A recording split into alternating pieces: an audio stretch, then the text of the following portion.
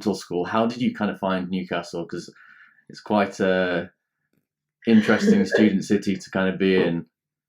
Yeah, I loved Newcastle. I kind of got as far away from my parents as possible. We lived in Dover at the time, so no option to like go home for for the weekend or something. But I didn't want to.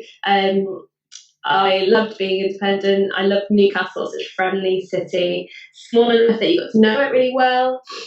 The university itself, I thought it was a great place a great community.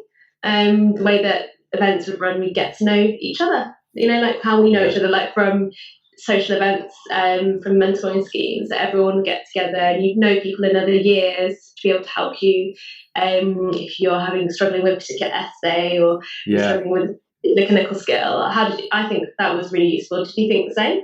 Yeah, I found that with the dental school being such a small, quite small, tight knit community. Everyone's in the same building. You might know people 4 years above you, and they go, "Oh, watch out for this when you get into clinics and that side of things."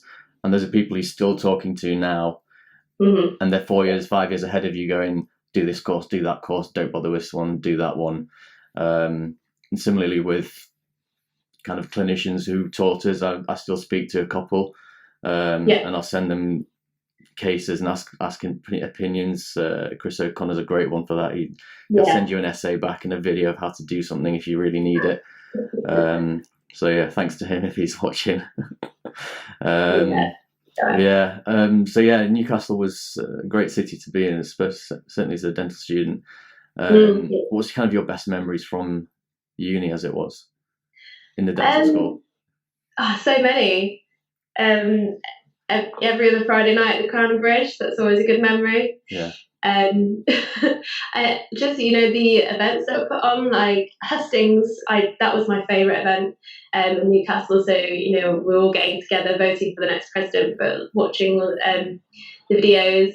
I remember when I had to make when I ran for president, having to make that video. That was probably quite stressful. One of the most stressful parts of actually dental school was making that video.